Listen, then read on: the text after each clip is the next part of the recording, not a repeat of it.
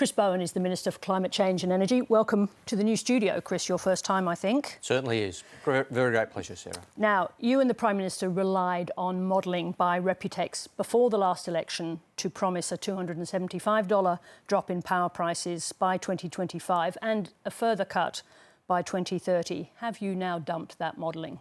Well, we're fighting the 2025 election, not the 2022 election and not the 2028 election. We're fighting this election with policies for this election. We did model the impact of our policies and released it very transparently. And that modelling showed that renewable energy is the cheapest form of energy. And if you get more in, you will see downward pressure on prices. But of course, since then, we've seen the impact of the previous government's hidden price rises. Today, Sarah, is actually the 3rd anniversary of Angus Taylor changing the law. We've heard this one before. No, but it's true. Today is the 3rd anniversary of Angus Taylor changing the law to hide a 20% electricity price rise before the last election. And of course, we've been dealing with very difficult international circumstances. We've been very clear about that all the way through.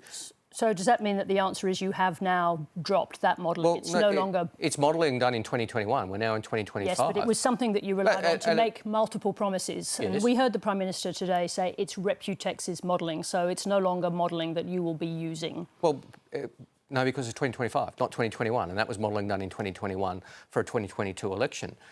It was the modelled impact of our policies for the 2022 election. We're now going to the 2025 election.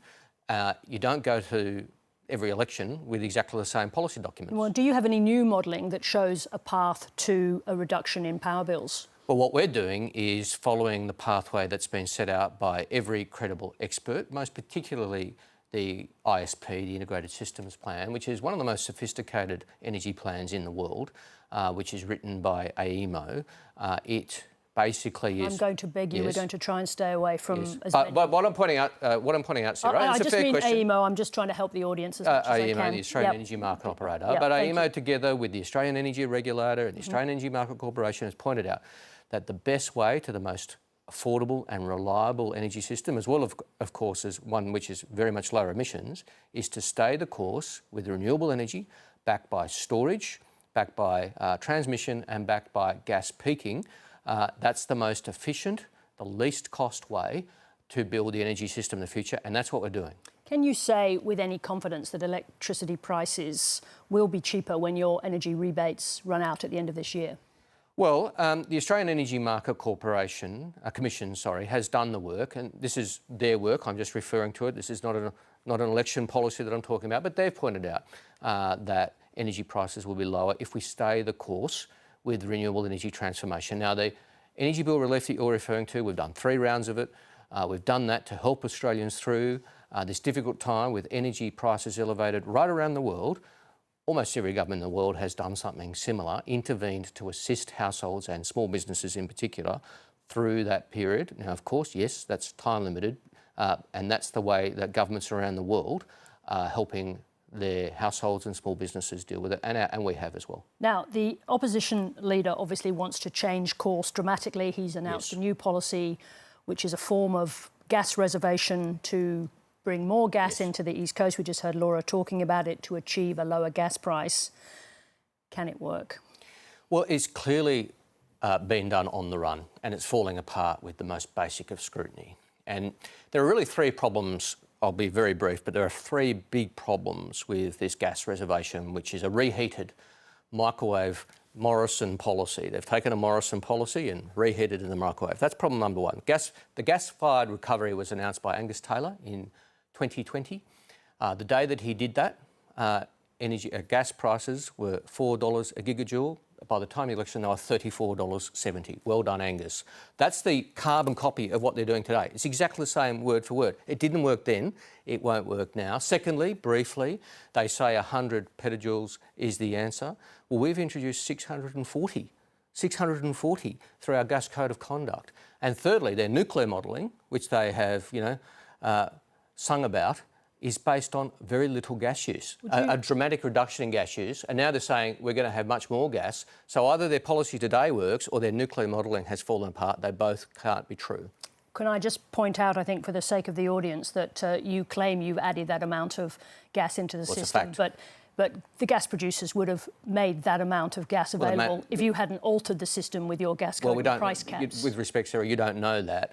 They have come to us and made those guarantees, those legally enforceable guarantees to us, to introduce 640 petajoules more domestic supply, and that's the basis of the agreements and the exemptions we have issued to them legally enforceably. So with respect, you don't know that.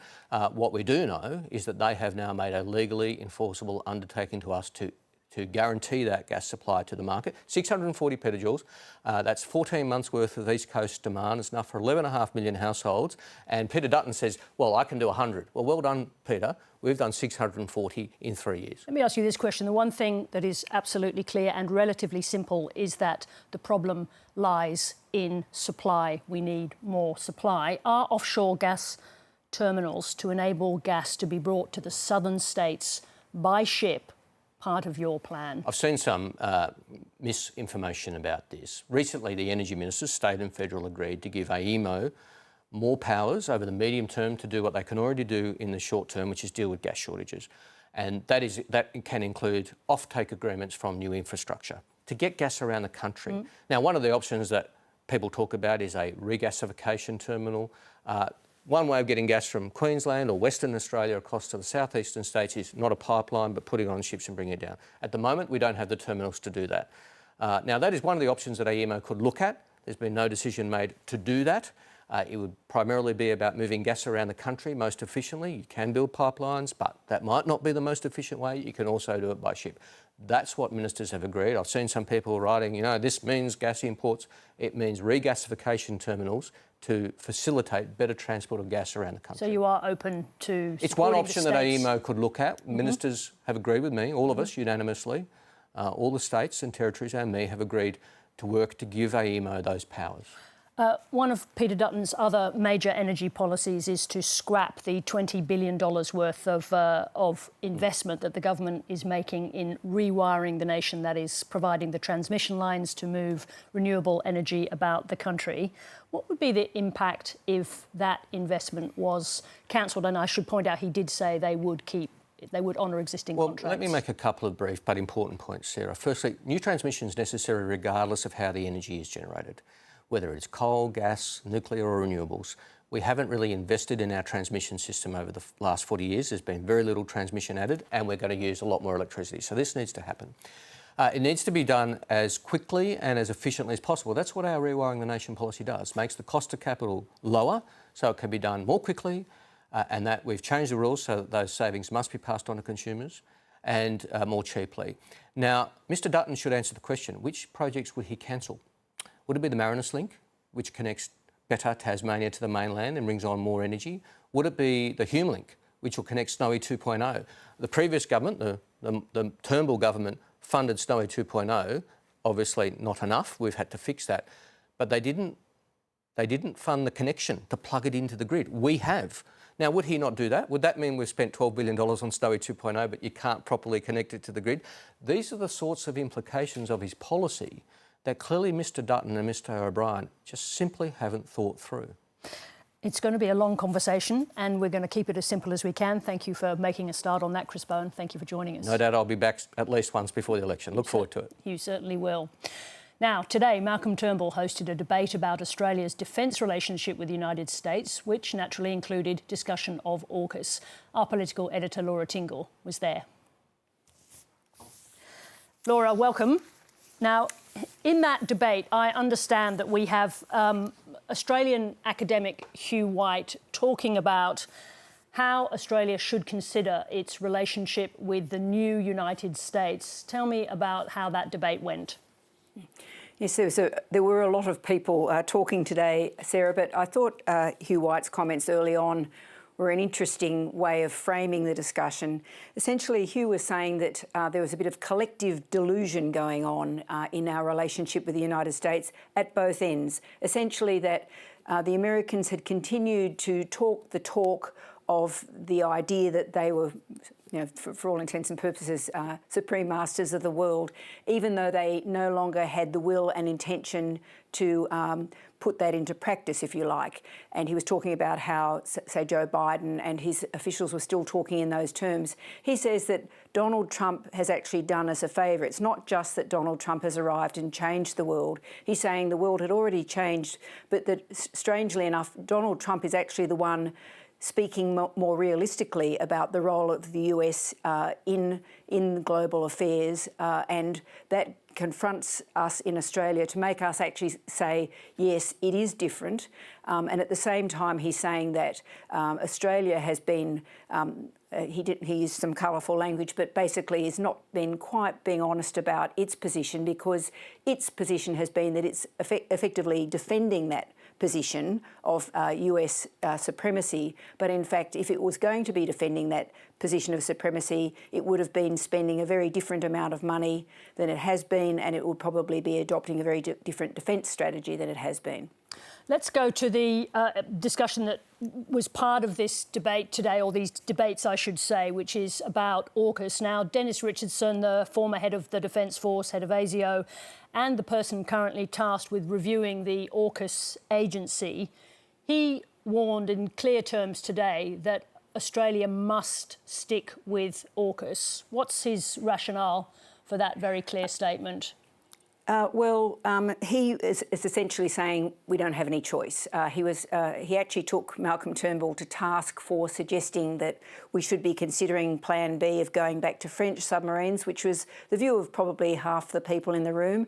I'd have to say the AUKUS discussion basically went into the normal camps that it did. But I think one of the interesting things about Dennis Richardson saying we've essentially got no choice but to proceed with it and it'll probably be all okay was that he said if the relationship with the US was to fall to pieces, it wouldn't be over AUKUS, but it would actually be over what the US is doing. And so in some ways he was in agreement, if you like, with Hugh White about the change that's going on in the position of the US in the world. And he said, for example, what will Australia do if, for example, the United States decides to invade, take over a country of 56,000 people, mainly Greenland, and just walks in there one day? What would Australia's position be there? So he was essentially saying that's going to be the real issue, that AUKUS is almost a secondary aspect of that.